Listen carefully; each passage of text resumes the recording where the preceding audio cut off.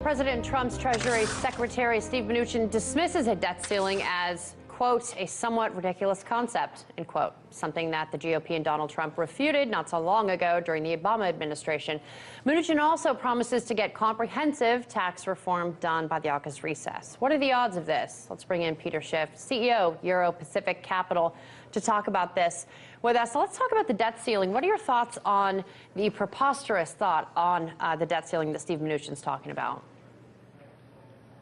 Well, you know, I wish that when Congress first enabled or enacted the debt ceiling, it was at the same time they gave the Federal Reserve the power to buy U.S. Treasuries, which I also regret them doing.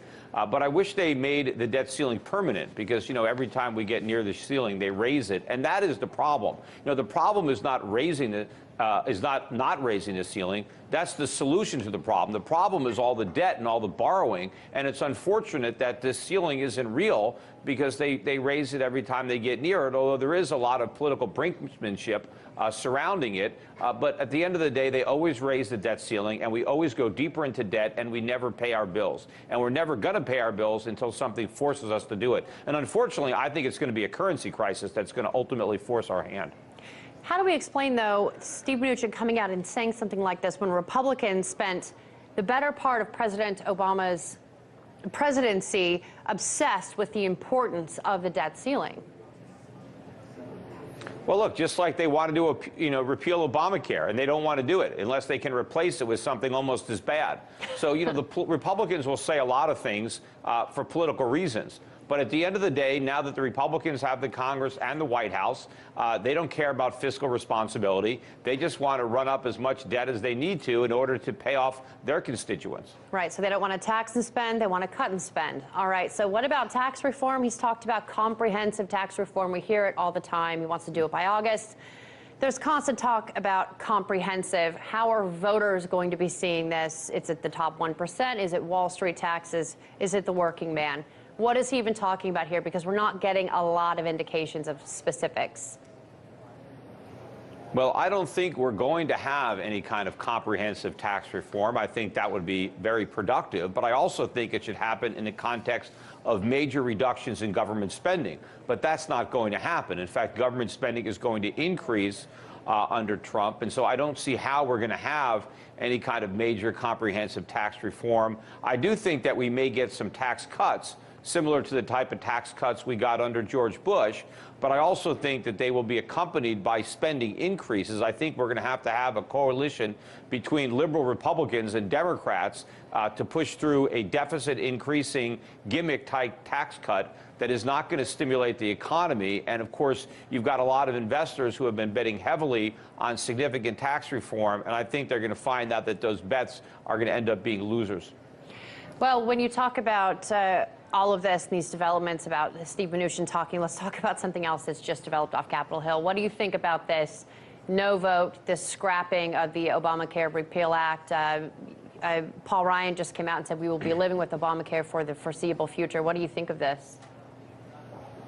Well, it depends on how long the foreseeable future is, because Obamacare is going to die its own death. In fact, what Trump is doing by not enforcing the penalties for people who don't buy insurance, that is going to cause even fewer people to buy it.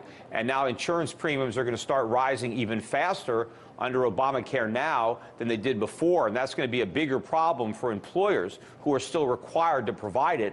They're going to have to start cutting pay or cutting workers in order to deal with a faster escalation in insurance costs. So, you know, Obamacare is going to end one way or another, and it might be better that it dies, you know, of its own accord than it being replaced by a rebranded Republican version, because the Republican version wasn't going to work either. I will grant it that it's not as bad as Obamacare, but Trump Care still had some significant flaws that were going to lead to its own demise, despite some of the adjustments that got made at the end to try to woo back some of the Republicans. But it still might be better to go down with this ship, because it might mean it'll be easier to try to have a real market-based solution as opposed to socialized medicine, which I think is what would happen if we went to the Republican platform and then that thing blew up.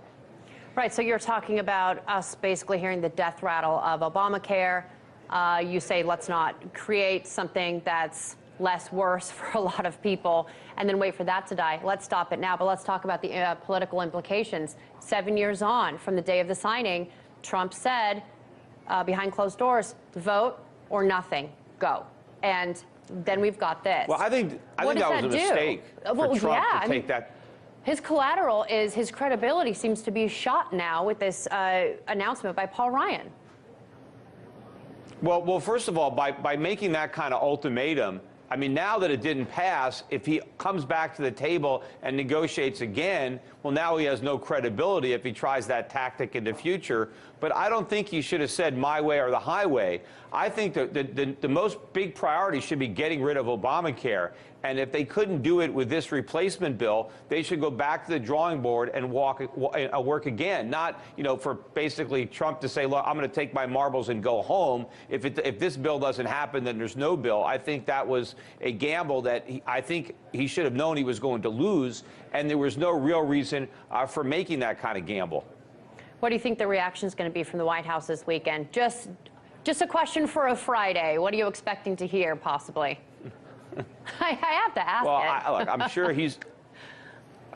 Well, I'm sure that the Republicans are going, or Trump is going to find a way to spin this as favorably as he can and try to deflect, a criticism and try to move forward with the rest of his agenda.